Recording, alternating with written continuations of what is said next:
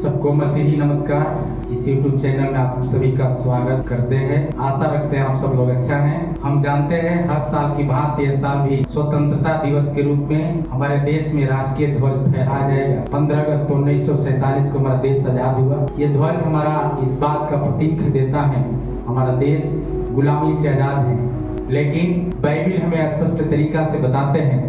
आप सोचेंगे नजर उठाकर देश में अभी भी गुलामी है। दहेज का गुलामी, जाति प्रथा का गुलामी, भेदभाव का गुलामी, ऊंच नीच का गुलामी, भ्रष्टाचार की गुलामी, बहुत तरह की गुलामियां देश में हैं। हमें जरूरत है कि हम देश के लिए प्रार्थना करें। परमेश्वर का कलाम से हम वचन से देख सकते हैं, क्योंकि 2 कुरिन्थी 3 अध्याय का 17 में परमेश्वर का दास प्रेरित पौलुस हम सबको एक सलाह देते हैं। वो सलाह क्या है? जब हम यीशु मसीह से मिलकर प्रार्थना करते हैं, देश एक शांति और अमन चैन के साथ हम उन्नति को देखेंगे। वो क्या है? वो वचन को हम पढ़ेंगे तो मिलेगा। जी, प्रभु तो आत्मा है, प्रभु तो आत्मा है, और जहाँ कहीं प्रभु का आत्मा है, प्रभु का आत्मा है, वहाँ स्वतंत्रता है। वहाँ स्वतंत्रता है। जब प्रभु का आत्मा आएगा, वो स्वतंत्रता को हम महसूस कर सकते हैं। स्वतंत्रता का क्या महसूस करेंगे?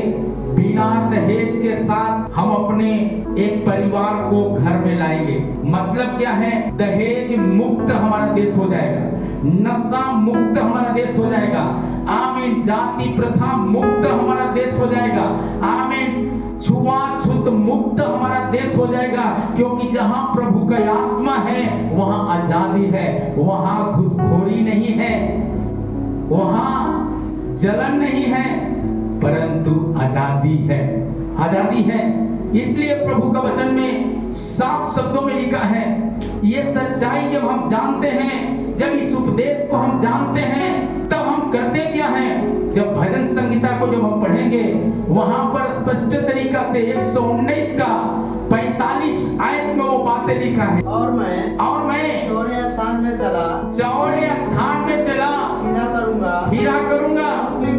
मैंने तेरे उपदेशों की सुधि रखी है। तेरे उपदेशों को सुधि रखी है। उपदेश को सुधि रखने वाला क्या करेगा?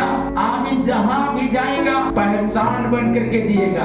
आमीन। पहचान बनना है तो आपको क्या करना पड़ेगा? आप अपना जैसे कपड़ा का ध्यान करते हैं, अपने गली मोहल्ले का ध्यान करते हैं साफ सफाई के लिए, वैसे ही हम अपने मोहल्ले का भी ध्यान करेंगे, और गांव और शहर का ध्यान करेंगे, पंचायत का ध्यान करेंगे। और क्या करेंगे? आजादी है, सही आजादी, सही मायने में यदि आजादी है तो हम एक दूसरे की सुरक्षा में भी लगा दें। हालेलुया। हम देश के सैनिकों के लिए हम धन्यवाद देते हैं कि वो लोग आज देश की सुरक्षा में बॉर्डर में रात रात जाकर हमारी सुरक्षा के लिए वो बॉर्डर पर खड़ा रहने से ही हम लोग आसानी से अच्छा चैन का नींद सोते हैं। हमारा और आपका जिम्मेदारी है, देशवासियों का जिम्मेदारी है उन फौजी परिवारों के लिए प्रार्थना करना, ताकि आमीन जो घुसपैठी या जो भी आतंकवाद लोग हैं, वो लोग भी पाप से मन फिराकर सच्चे खुदा को जानकर सच्चाई का जीवन जिए। यूहन्ना की सुसमाचार जब हम पढ़ते हैं 8:32 में लिखा है,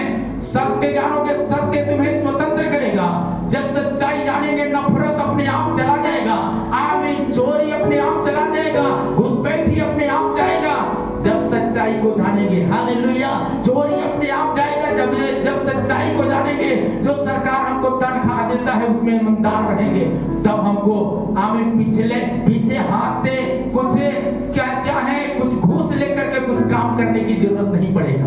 मेरे प्यारे परमेश्वर का प्रियजनों, जरूरत है हमारा देश की हर अधिकारी, आमीन, हर एक परिवार को प्रभु समझ, बुद्धि, प्रकाश का आत्मा प्रभु देने के लिए। क्यों? क्योंकि जब देश की सरकार जैसे अपना काम कर रहा है, हम हर एक नागरिकों का जरूरत है हम सच्चाई से जीवन को बिता पाए। हालेलुया। सत्य जानोगे, सत्य तुम्हें स्वतंत्र करेगा। रोमियो का पुस्तक 8 अध्याय का 1 और 2 आयत में जब हम पढ़ते हैं तो वहां पर देख सकते हैं क्या कहता है? अतः अब जो मसीह यीशु में है उन पर दंड की आज्ञा नहीं है, वे शरीर के अनुसार नहीं परंतु आत्मा के अनुसार चलते हैं। जब आत्मा के अनुसार चलेंगे तो शरीर की परवाह नहीं, शरीर की चिंता नहीं करेंगे। आमीन। शरीर की चिंता करने में क्या है? कॉलोनी बनाने में भी घूस देना पड़ता है, घूस लेकर के काम करना पड़ेगा।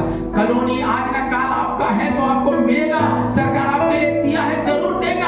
आप घूस नहीं देंगे, आप ईश्वर से प्रार्थना करेंगे, उन्हीं अधिकारियों के द्वारा एक बड़ा चमत्कार हो जाएगा। क्या आप ऐसा विश्वास करते हैं? विश्वास करते हैं तो आप उन अधिकारियों के लिए प्रार्थना करना चाहिए, देशवासियों के लिए प्रार्थना करना चाहिए, जो घर के बगैर बेघर हैं उनके लिए प्रार्थना करना चाहिए, ताकि हर पंचायत में अच्छा शौचालय हो, अच्छा रोड हो, अच्छा बिजली की सुविधा हो, अच्छा हॉस्पिटल का सुविधा हो। स्वतंत्रता इस बात का याद दिलाता है। ये हमारा और आपका सबका जिम्मेदारी है। इसलिए गलतियों 5 अध्याय का 1 और 2 आयत में लिखा है, क्या कहता है 1 और 2 आयत? स्वतंत्रता के लिए, मसीह ने स्वतंत्रता के लिए हमें स्वतंत्र किया है। इसी में स्थिर रहो और दासत्व के जुए में भीड़ से मत जूतो। हालेलुया। क्यों ऐसा बात कहता है?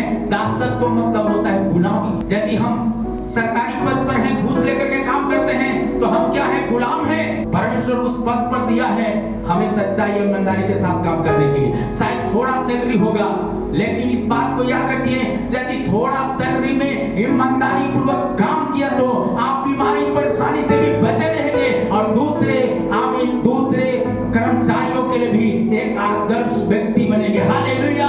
और सही रीति से हमारा देश मसीह में आगे बढ़ते जाएगा। क्या आप चाहते हैं कि देश आगे बढ़े? आगे बढ़ना है तो हम हर एक का जिम्मेदारी है। आमीन। कॉलोनी लेने वालों को कॉलोनी देने वाले दोनों परिवार का जरूरत है, क्योंकि दोनों हम भारत का नागरिक हैं। हालेलुया।